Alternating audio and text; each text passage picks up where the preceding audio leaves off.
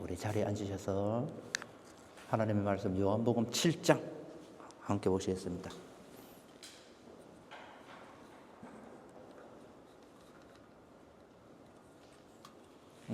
요한복음 7장 11절 12절 우리 같이 읽겠습니다. 시작. 명절에 유대 사람들이 예수를 찾으면서 물었다. 그 사람이 어디에 있어?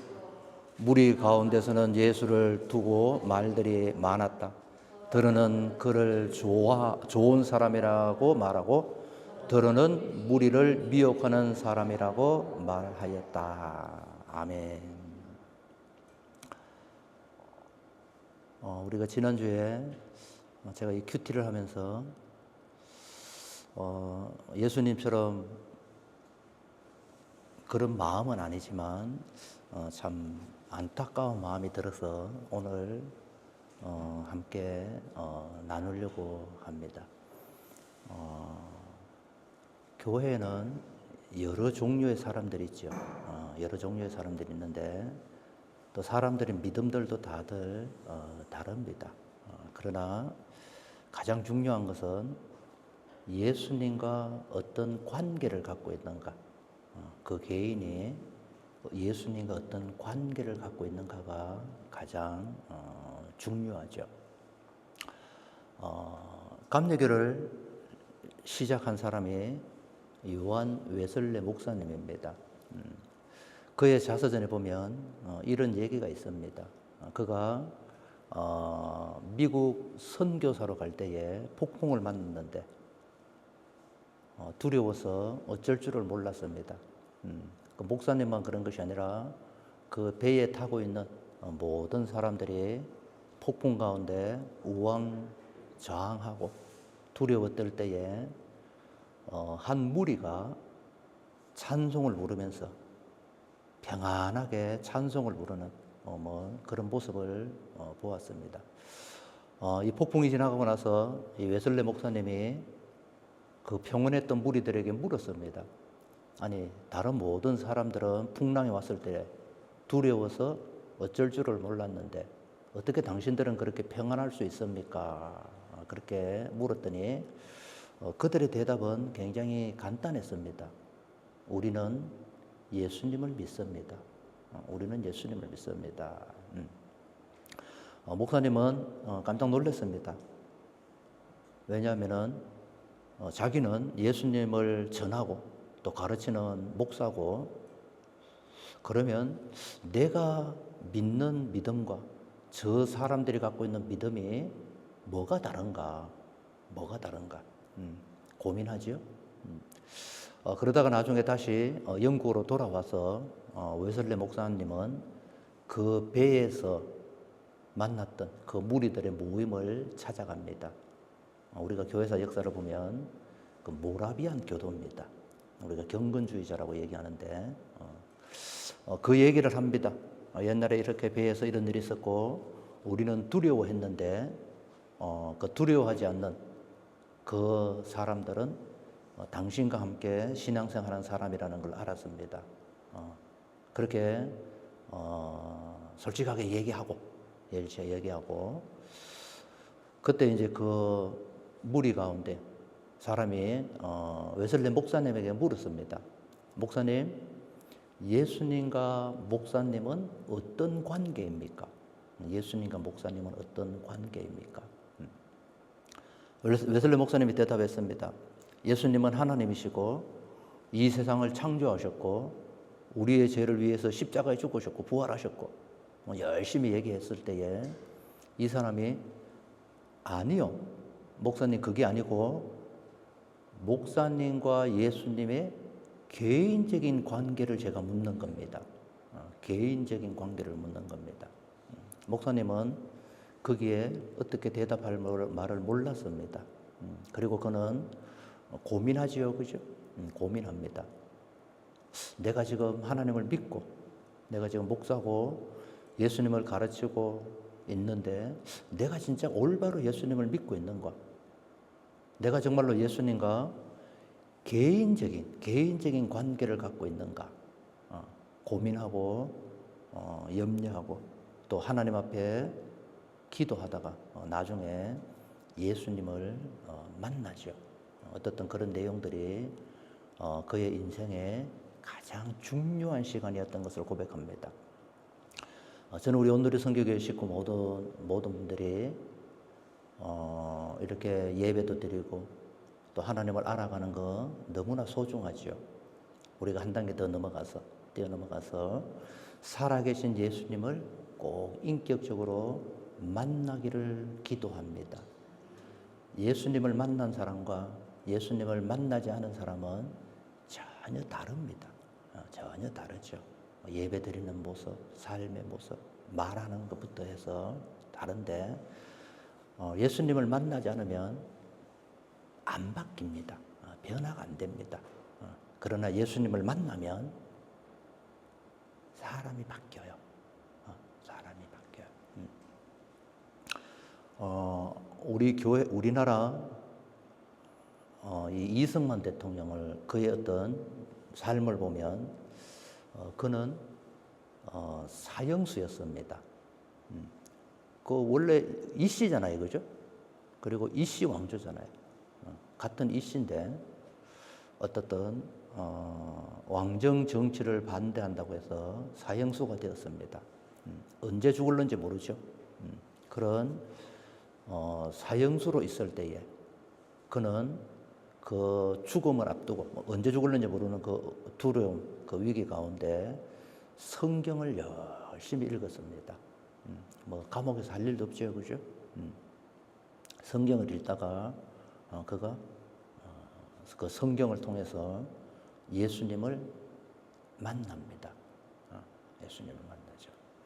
그리고 그는 감옥에서 자기도 언제 죽을는지 모르는데 감옥에서 예수님을 만나니까 너무 좋은 거예요. 그래서 거기서 전도하기 시작합니다. 그렇게 해서 우리가 근대사 역사를 보면 이 이승만 대통령이 감옥에서 40몇 명을 전도를 했어요. 어떻든 예수님을 믿으면 사람들이 이렇게 변화가 됩니다. 여러분들 잘 아는 김진홍 목사님도 마찬가지죠, 그죠? 그분도 감옥에서 성경을 읽다가 에베소서를 통해서 예수님을 진짜 만납니다. 그 전에도 교회 다녔습니다. 뭐 학생회 회장도 하고 청년회 회장도 하고 뭐 교회 봉사도 많이 하고 근데 예수님 안 만났었죠, 그죠?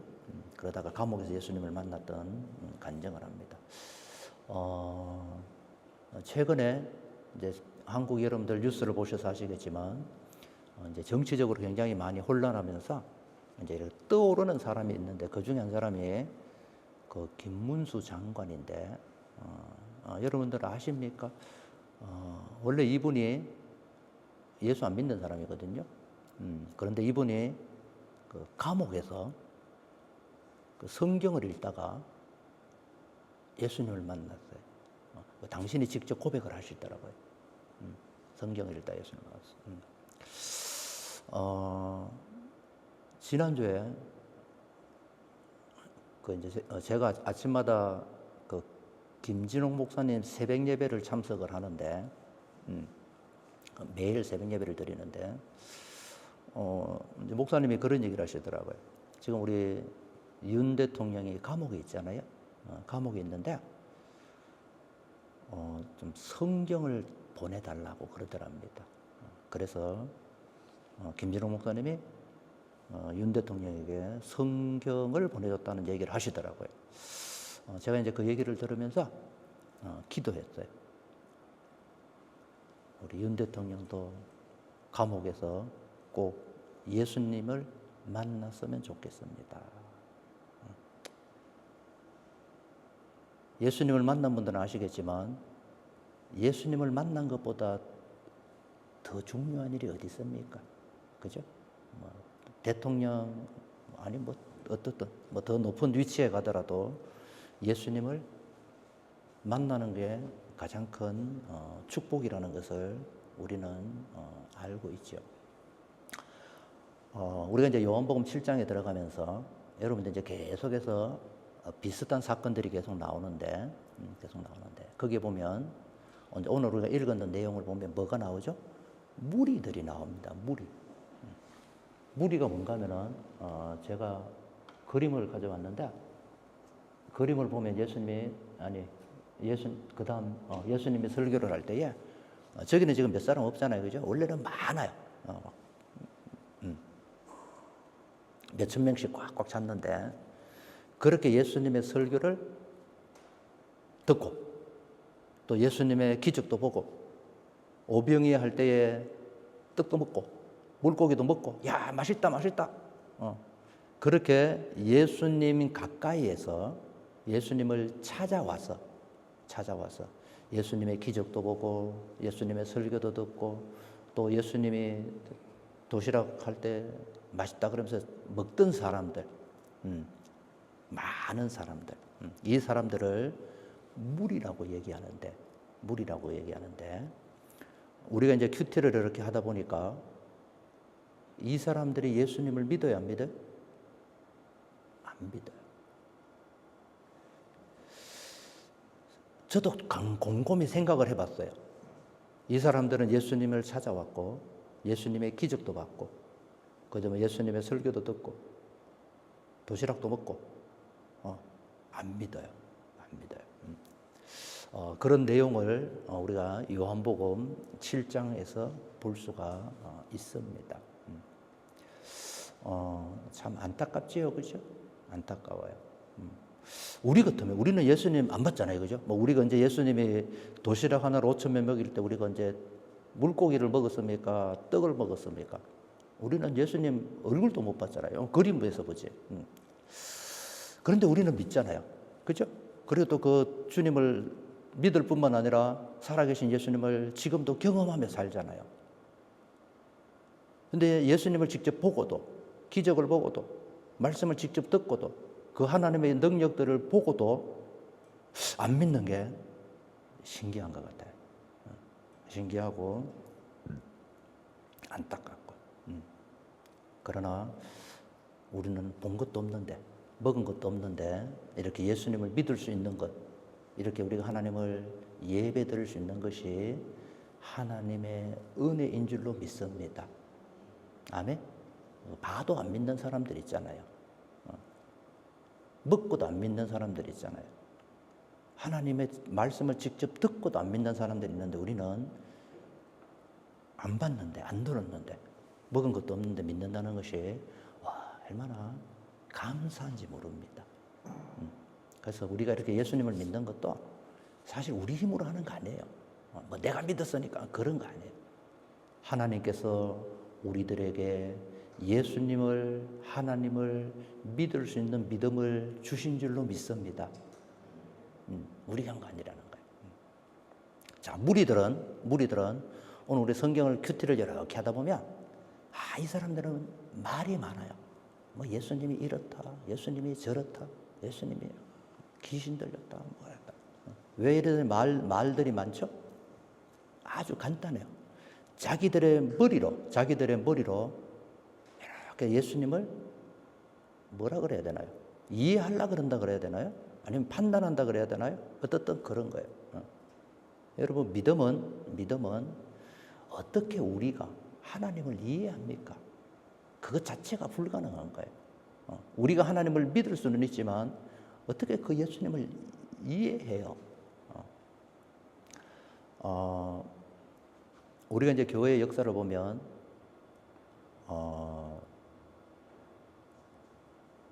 많은 사람들이 예수님을 이해하려고 해요.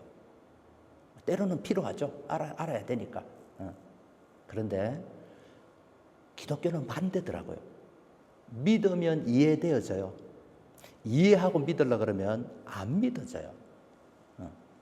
자, 어떻든 그러다 보니까 예수님 주변에 많은 사람들이 예수님을 안 믿는 무리가 됩니다.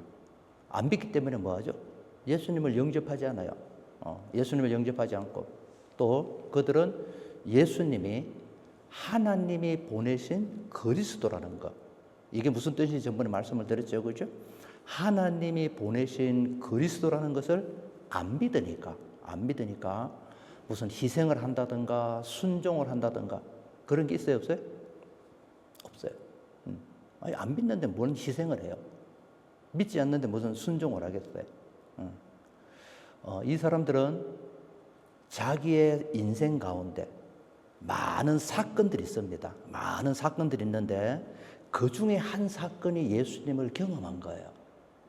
우리가 살다 보면 여러 가지 많은 인생의 사건들이 있잖아요. 그죠? 큰 사건, 작은 사건들.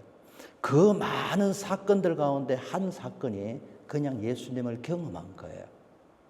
이것은 무슨 말인가 하면은 예수님을 만나면 내 인생의 많은 사건들 가운데 한 사건이 예수님을 본 거다가 아니라 내 모든 인생이 예수님을 만난 것이 내 모든 인생이 되는 거예요. 한 부분이 아니라. 그러나 무리들은 그렇지 않습니다. 내 인생은 내 인생이고 예수님을 경험한 것은 내 인생의 작은 한 사건에 불과한 거예요. 그러니까 예수님을 믿고 따르고 기적을 봐도 삶의 변화가 있어요, 없어요? 삶의 변화가 없어요. 자기 하고 싶은 대로 사는 거예요. 하나님을 그들의 삶들 가운데 경험해요, 못해요? 하나님에 대한 경험이 없어요. 웨슬리 목사님이 가장 고민했던 게 그 부분이었어요. 자기는 하나님의 말씀을 가르치고 설교하고, 근데 뭐가 없어요? 개인적인 하나님과의 만남이 없어요. 정말로 우리가 예수님을 믿으면 내가 운전을 할 때든지 집에서 설거지를 하든지 모든 삶이 그분과 함께 하셔요. 이게 그냥 되는 거 아니에요. 이게 훈련해서 되는 것도 아니고 목사니까 아니 오래 교회 다니면 아니에요. 내 모든 삶의 전부가 예수님입니다. 그것은 오늘 우리가 아침에 큐티한 것처럼 성령으로만이 가능한 거예요. 그건 무슨 뜻이죠? 예수님을 만나면 그게 가능하다는 거예요. 그래서 제가 이렇게 큐티를 하면서 이 무리들을 이렇게 보니까 참 안타깝다. 안타깝다. 왜 예수님을 못 믿을까? 그런 안타까움들이 있더라고요. 자, 그래서 제가 성경을 조금 더 찾아봤어요. 그게 뭔가 하면은 이렇게 많은 무리들이 있는데 또 그 무리에서 제자들이 나와요. 무리에서 제자들. 조금 다르죠, 그죠? 다음에 달라져요. 자, 제자들은 예수님을 믿는 사람들이에요. 그리고 제자들은 예수님을 따르기 위해서 자기의 많은 것들을 희생해요. 그리고 이 제자들은 예수님을 만난 사건이 자기의 삶의 한 부분이 아니라 예수님의 자기네 자신들의 삶의 모두가 돼요. 이 말이 이해가 됩니까? 내 삶의 한 부분인지 아니면 내 삶의 전부인지. 자, 우리 성경을 한번 볼까요? 자, 우리 같이 한번 읽어봐요. 누가복음 14장 33절 시작. 이와 같이 너희 중에 누구든지 자기의 모든 소유를 버리지 아니하면 능히 내 제자가 되지 못하리라. 자, 무리 가운데서 무리가 뭐예요? 막 몇천 명 있어. 자, 그 가운데서 예수님께서 누구를 얘기하시는 거예요? 제자를 얘기하시는 거예요. 다르죠, 그렇죠? 자, 마태복음 16장 시작. 이에 예수께서 제자들에게 이르시되 누구든지 나를 따라오려거든 자기를 부인하고 자기 십자가를 지고 나를 따를 것이니라. 여러분 이거 여기서 잘 보세요. 무리들에게 얘기하는 거 아니에요. 무리들은요 자기를 부인해요? 안 해요. 희생해요? 안 해요. 순종해요? 뭐 하려고 순종해요? 자기 먹고 살기도 바쁜데. 예수님께서 누구에게? 제자들에게 얘기하시는 거예요. 정말로 너희들이 내 제자가 되고 싶으면 이렇게 해야 돼. 자기를 부인하고 그 다음에 자기 십자가를 지고 나를 따라라. 자, 예수님께서 마가복음에는 제자들이 이렇게 얘기합니다. 예수께서 시작. 예수께서 앉아서 12제자를 불러서 이르시되 누구든지 첫째가 되고자 하면 뭇사람의 끝이 되며 뭇사람을 섬기는 자가 되어야 하리라 하시니라. 5,000명 막 빠글빠글 많죠, 그죠? 자, 이 사람들은 뭐 했어요? 무리였었어요. 그리고 나중에 예수님께서 보면 막 두 명씩 짝지어서 파송해요. 몇 명? 그때는 300명이었어요.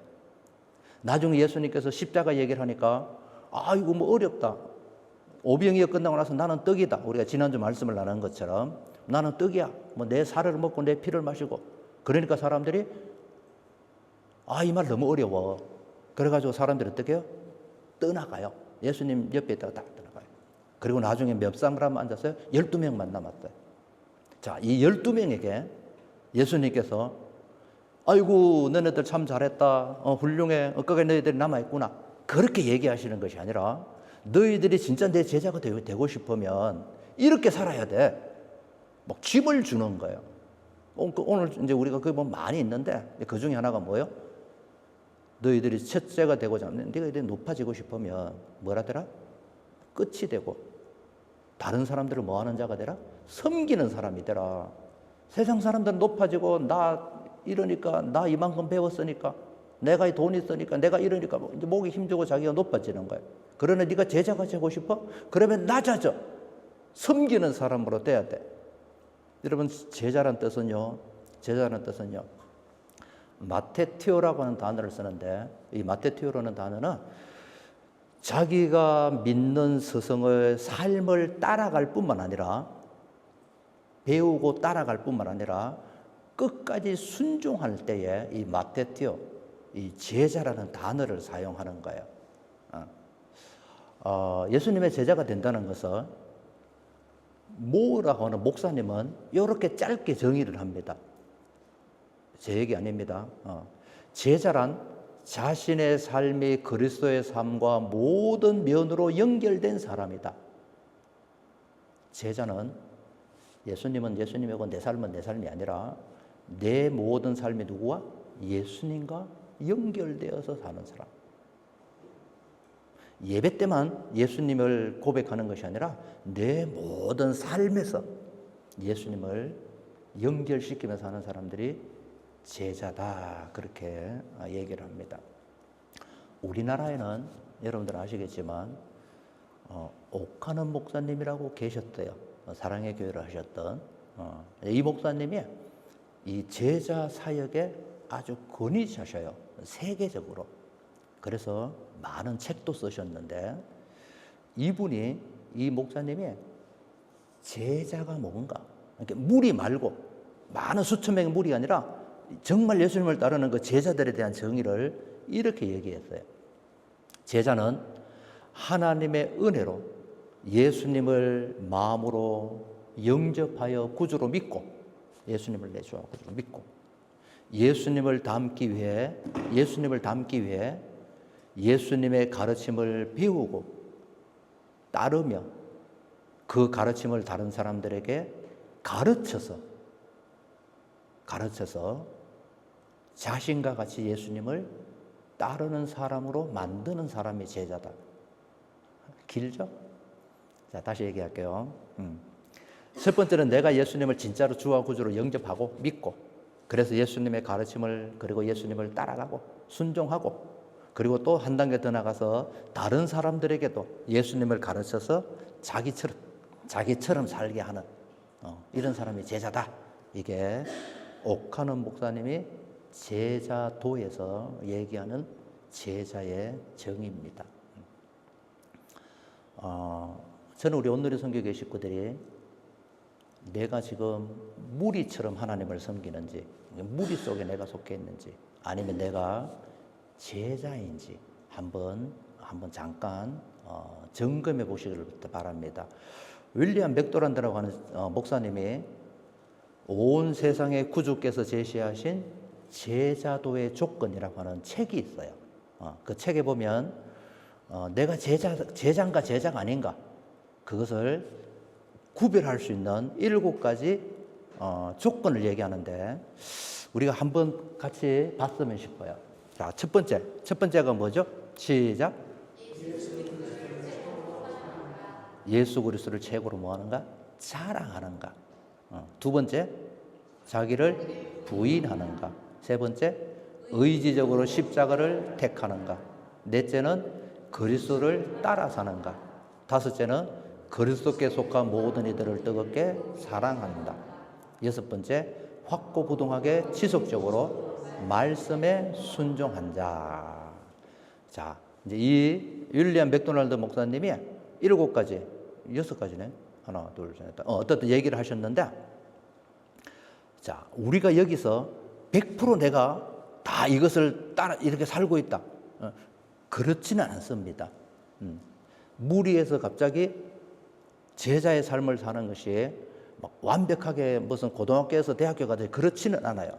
그러나 옛날에는 내 삶에서 하나님이 별로 없었는데 점점점 내 삶이 예수님을 믿는 게 감사하고 조금씩 예배 드리는 게 감사하고 조금씩 찬양하는 게 감사하고 그래서 야 정말 내가 예수 믿는 게 너무 감사하구나 그런 마음이 조금씩 더 늘어나고 있다면 우리는 예수님을 사랑하는 거예요.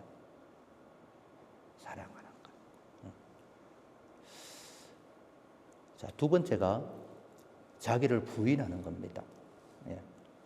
자, 내 인생의 주인은 내가 하든지 아니면 하나님이 주인이든지 둘밖에 없습니다. 그죠? 내가 주인일 수도 있고 하나님이 주인일 수도 있고. 예수님의 제자가 된다는 것은 나를 뭐 하는 거예요? 부인하는 거예요. I am nothing. 나는 아닙니다.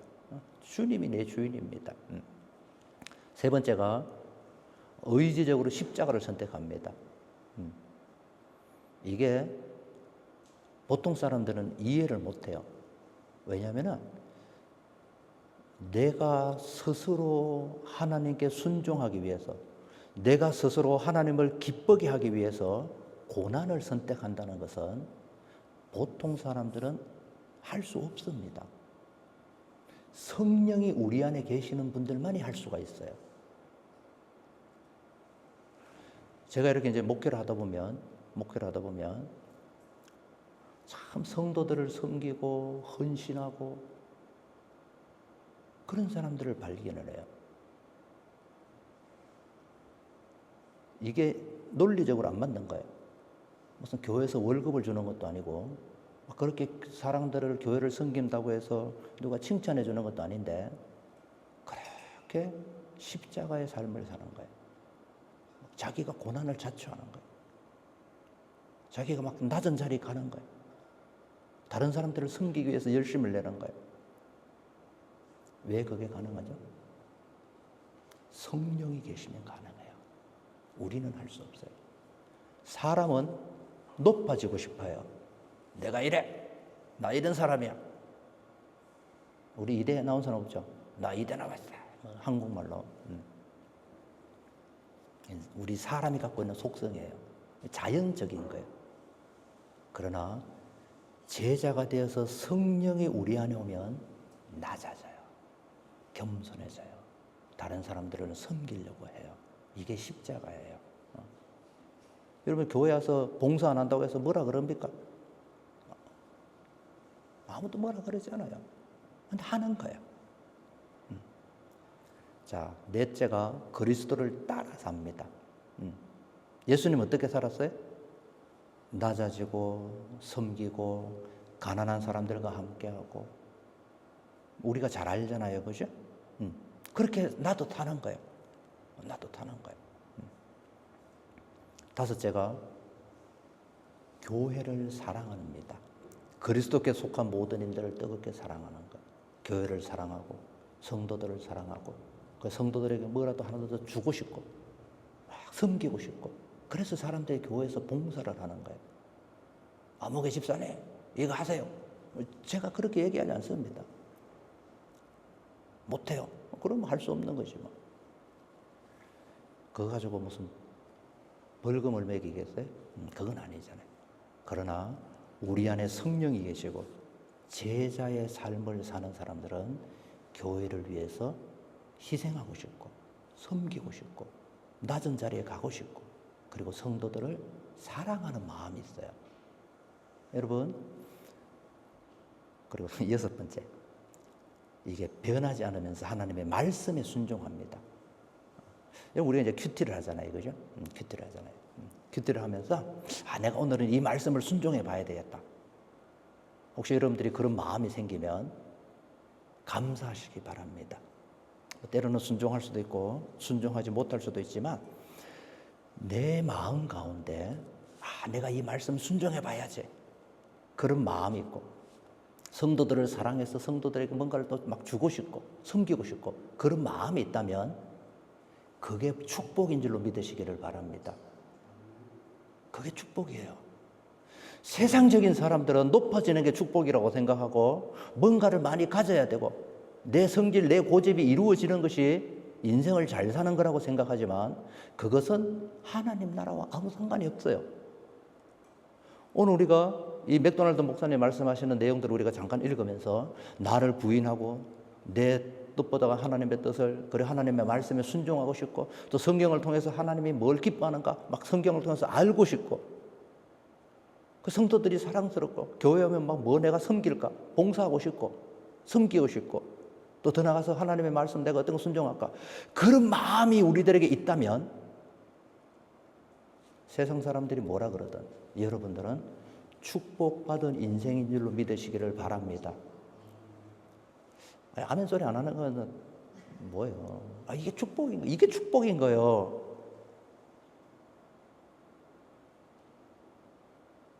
한 번 더 얘기할게요. 여러분들의 마음 가운데 교회 와서 뭔가를 섬기고 싶고 봉사하고 싶고 막 찬양하는 게 기쁘고 감사하고 예배 드리는 게 하나님의 은혜고 그런 마음이 있다면 여러분들은 축복받은 사람인 줄 믿으시기 바랍니다. 그게 축복이에요. 진짜 축복이에요. 이 세상에 없어질 축복이 아니라 이 세상에 없어질 영광이 아니라 세상 영광은 오래 안 가요. 가봐야 몇 년 갑니까? 그러나 이 제자들이 받을 수 있는 제자들만이 경험할 수 있는 이 영원한 믿음의 축복을 받는다는 것은 영원한 거예요. 이건 10년이 아니라 100년이 아니라 하나님 나라에서 영원한 거잖아요. 그러니까 이게 얼마나 큰 축복이에요. 저는 우리 온누리 선교교회 식구들이 이런 제자들만이 받을 수 있는 믿음의 축복을 받기를 주님의 이름으로 축원을 드립니다. 그치? 저는 이게 그런데 여러분 또 생각이 다르나? 한국 교회 얘기, 우리 이제 대한민국에 복음이 들어왔을 때에 초창기 때에 지금부터 한 150년 전이죠, 그죠? 그때에 보면 재밌는 에피소드들이 참 많아요. 제가 늘 얘기하지만 이 한국은 진짜 축복받은 나라라는 생각을 해요. 왜냐하면 선교사들이 이제 선교사님들도 종교가 많잖아요. 선교사님들이 일본으로 간 선교사들은 일본은 선교사들이 들어가면요 로얄 패밀리들하고 놀아요. 하이 레벨의 사람들하고 놀아요. 그래서 고생하는 게 없었어요. 일본 선교사 그러면 막 그 나라 가서 이제 대장 되는 거야. 한마디로 얘기하면 고난도 없고 환난도 없고 거기 가서 대접받으면서 잘 먹고 잘 살았어요. 근데 그 반면에 우리나라로 들어오는 선교사들은요, 뭐 여러분들 잘 아시겠지만 고종 또 흥성대원군이 세국 정책을 쓰면서 선교사들이 들어와서 많은 핍박을 받았어요. 그래서 내가 선교하다가 죽을 거야. 그래, 내 목숨 하나 하나님 나라를 위해서 죽지. 그렇게 죽음과 고난을 각오한 사람들은 우리나라로 왔어요. 다 그런 건 아니지만 좀 편안하게 하시려고 하시는 분들은 일본으로 갔어요. 그래서 우리가 한국 교회 선교사 스토리를 보면 우리나라에 들어온 선교사들은 무슨 영광을 누리고 높아지고 무슨 부자가 되고 칭찬을 받고 꿈도 안 꿨어요. 그래서 우리나라에 들어온 선교사들이요 5년 안에 우리나라 와가지고 5년 안에 죽는 사람들이 어마어마하게 많았어요. 그 선교사들이 우리나라 와서 죽어. 일본 갔으면 안 죽는데 왜? 더러워서. 온데 똥 오줌 싸놓고 화장실 있습니까? 뭐가 있습니까? 지금은 우리가 병원에 만들어 가잖아요. 선교사들이 와서 깜짝 놀란 그 일기를 보면 그런 게 있어요. 조선시대 때만 해도요, 한약방 아무나 못 가요. 양반들만 가, 양반들만. 보통 상민들, 천밀들은요, 한약 막 아파도 한약방 못 가. 얼마나 이 불평등한 거예요. 그래서 막 광회원 세워가지고 어떻든지 막 치료해주고 선교사들 그러는데, 그래서 저는 진짜 너무너무 감사한 게 우리나라가 어려워가지고 그런 진짜 좋은 선교사님들이 왔고, 그리고 그들이 복음을 전했기 때문에 이게 뭐 예수 믿고 잘 먹고 잘 살자, 뭐 예수 믿고 네 인생은 소중한 거야, 네 인생은 하나니까 마음껏 놀아, 즐기며 살아, 그런 복음이 아니라 그게 번영신약이거든요. 신학적으로 번영신학이라 그래가지고 이미 미국에서는 쓰레기통에 집어넣은 신학을 지금도 그걸 또 얘기하는 목사님들이죠. 어쨌든 우리나라에 보고 들어온 선교사들은요, 정말로 예수 그리스도의 복음, 생명, 영생, 너 정말 예수 믿어? 그럼 너 이렇게 살아. 너 정말 예수 믿고 싶어? 과거에는 네 살고 싶은 데 살았지. 이제는 너는 죽은 자처럼 다른 사람을 섬기며 다른 사람의 종이 되어 살아야 돼. 남 섬기는 거 좋아하는 사람이 어디 있어요? 종 되는 걸 좋아하는 사람이 어디 있어요? 근데 우리나라에 들어온 선교사들은 그렇게 가르쳤어요. 너 정말 예수 믿고 싶어? 뭐 술, 담배는 기본이고, 그건 묻지도 않아요. 그건 기본이고. 근데 이렇게 살아야 돼. 아, 그렇게 살겠습니다. 그러면 그때 이제 막 세례 주는 거예요. 아, 난 그렇게 못 살겠습니다.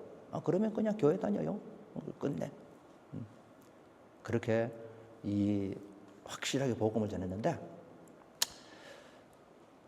초대 선교사 역사에 보면 이런 얘기가 있어요. 그 언더우드 선교사님이 사역을 하실 때에, 여러분 잘 아시잖아요, 그죠? 사역을 하실 때에 황해도에서 자, 나는 안 가봤는데 황해도에서 몇 사람들이 찾아갔어요. 그것도 수백 리 길을 걸어서, 뭐 옛날에 차가 있습니까, 비행기가 있습니까, 막 걸어서 찾아온 거예요. 찾아와가지고 이 사람들이 뭐 통역을 썼는지 어떻든 모르겠습니다. 우리 선교사 역사를 보면, 선교사님, 우리가 황해도 소래에서 이렇게 수백 리를 걸어서 왔습니다. 언더우드 목사님이 왜 그럼 나를 보시려고 그 먼 곳에서 걸어서 왔습니까? 그랬더니 이 사람들이 내가 세례를 받고 싶어서요. 세례를 받고 싶어서 그 먼 길을 걸어왔다는 거예요. 우리 같으면 얼마나 이뻐요, 기특해요. 근데 또 이 언더우드 목사님은 만만찮아. 처음 보잖아요. 그래서 물었어요. 세례 주는 게 문제가 아니라 당신들이 정말로 예수님을 믿는 제자가 되었는지, 진짜 예수님을 믿는 제자인지 아닌지 내가 어떻게 아냐. 그걸 알아야지 내가 당신에게 세례를 줄 수 있지. 그렇게 선교사님을 찾아온 사람들에게 얘기를 했어요. 그랬더니 조선 사람들이 조금 주섬주섬 하더니 옷을 벗는 거예요. 옷을 쫙 벗어. 그 선교사님이 왜 갑자기 옷을 벗지? 옷을 쫙 벗는데, 세례를 받기 위해서 그 수백 리 길을 걸어서 온 조선 사람들, 누구에게 복음을 들었는지는 우리는 모르지만 이 사람들이 당신이 정말 예수 믿는 제자인지 아닌지 어떻게 압니까? 정말 예수 믿어야지 세례를 줄 수 있죠. 그렇게 언더우드 선교사님이 얘기하니까 이 사람들 옷을 쫙 벗는 거예요. 두루마리가 쫙 딱 벗는데 깜짝 놀랐어요. 왜냐하면 이 사람들이 십자가를 등에 띠고 있는 거예요. 나무로 십자가를 만들어서 그것을 끈으로 묶어가지고 등에다가 지고 있는 거예요. 그러면서 이분들이 이렇게 얘기해요. 성경 말씀에 예수님께서 자기 십자가를 지고 나를 따르라고 했기 때문에 우리는 이렇게 십자가를 지고 삽니다. 우리가 볼 때는 바보 같죠, 그죠? 무슨 나무 십자가를 등에다 지고 살아요. 그것도 꼭 굶고가지고. 언더우드 목사님이 그 모습을 보고 감동을 한 거예요. 얼마나 단순합니까? 그들이 얼마나 하나님의 말씀을 단순히 믿으면 자기 십자가를 지고 그 십자가를 지고 다니는 거예요. 그리고 세례받기 위해서 올 때도 십자가를 등에다 메고 온 거예요. 얼마나 불편하겠어요. 등에다가 나무 십자가 메고 댕겨봐요. 요즘처럼 고무줄이 많은 것도 아니고 새끼줄로 꾹꾹 묶었을 텐데. 그래서 은도도 목사님이 감동을 하고, 야, 이렇게 조선 사람들이 예수님을 믿을 때 순수하게 믿는구나. 그래서 감격을 하면서 세례를 줬다는 그런 얘기가 우리나라 기독교 초기 역사에 나오는 사건이에요. 사랑하는 여러분, 제자의 삶은요, 하나님의 말씀에 목숨을 거는 거예요. 제자는 하나님의 말씀에 내 모든 인생을 걸고 십자가를 지라 그러면 지고, 이렇게 하라 그러면 하고, 낮아지라 그러면 낮아지고, 겸손하라 그러면 겸손하고, 이걸 우리는 제자라고 얘기하는 거예요. 이게 쉬워요? 어려워요? 쉽지 않아요. 그러나 이 제자의 길을 가본 사람은 이것이 얼마나 큰 축복인지 알아요. 안 가본 사람은 몰라. 근데 가본 사람은 야, 이것보다 더 큰 축복이 없구나. 인간이 이 땅에 살면서 대통령도 되고 부자가 될 수 있을는지 모르겠지만 내가 제자가 되어서 그 하나님의 뜻에 순종하는 것이 얼마나 큰 축복인지 제자의 길을 가본 사람들은 똑같이 고백합니다. 저는 우리 오늘의 선교회 식구들이 이 축복을 경험하기를 원합니다. 낮아지고 말씀에 순종하고 나를 부인하고 하나님의 교회를 사랑하고, 또래는 내가 손해보는 것 같지만 자존심이 상하는 것 같지만 이게 하나님이 원한다면 순종하고 하나님의 뜻을 찾기 위해서 주야로 말씀을 묵상하고 교대하고 기도하면서 하나님의 은혜를 구하고. 세상 사람들 볼 때는 돈도 안 되는 얘기지만 그 안에 하나님의 놀라운 축복들이 있어요. 그 안에 있어요.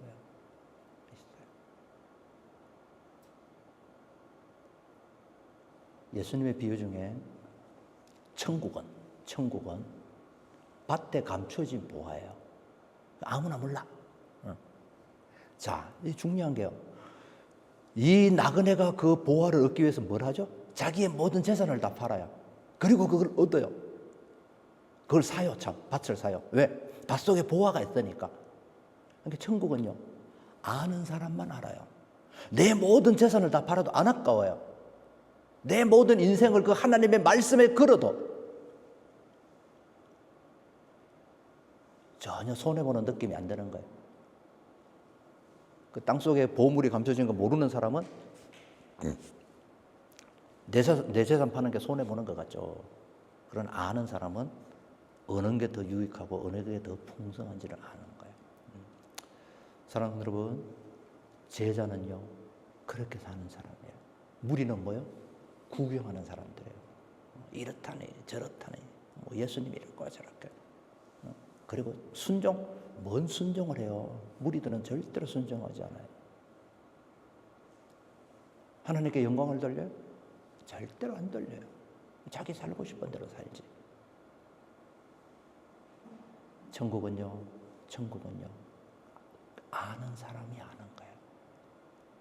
저는 오늘의 선교회 식구들이 아침에 큐티하면서 하나님의 임재를 경험하고, 아침밥을 먹으면서 함께 하시는 하나님을 경험하고, 여러분들이 운전을 하든 일을 하면서 나와 늘 동행하시는 하나님을 대화하면서, 여러분들이 하루에 잠자리에 들 때도 나와 함께 하신 그 주님을 찬양하고 고백하고, 여러분들의 삶들 가운데서 하나님의 뜻을 구별하면서 이게 하나님이 기뻐하는 거구나, 할렐루야 하면 순종하고, 하나님의 뜻을 찾기 위해서 주야로 말씀을 묵상하고, 그렇게 해서 하나님이 주시는 그 제자들에게 주시는 은혜, 그것이 여러분들의 간증 또 고백이 되기를 주님의 이름으로 축원을 드립니다.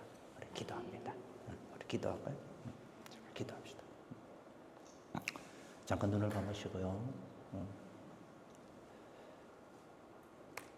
우리 지난주 말씀드린 것처럼 예수님께서는 무리를 보시고 목자 없는 양 같아서 그 심령이 찢어지는 것 같은 그런 아픔을 가지고 오병이의 기적을 행하셨죠.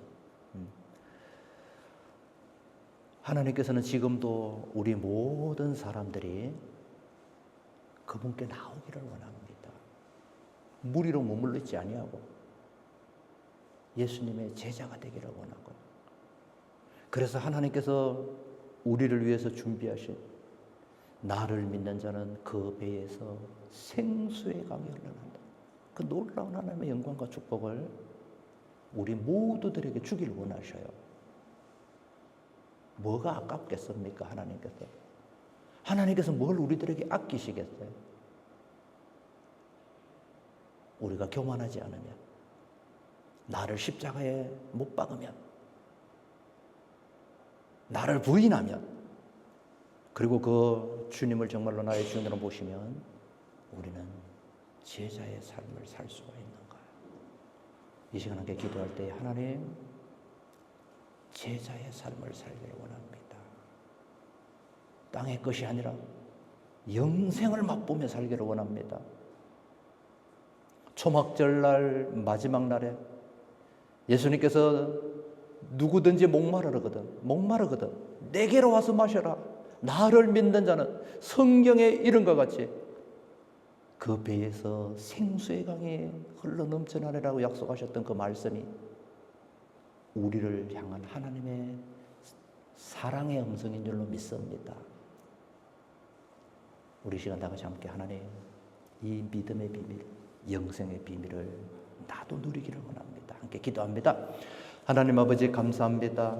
또 이렇게 우리가 1월달 한 달이 많이 저물어가는, 벌써 또 2월달이 가까워옵니다.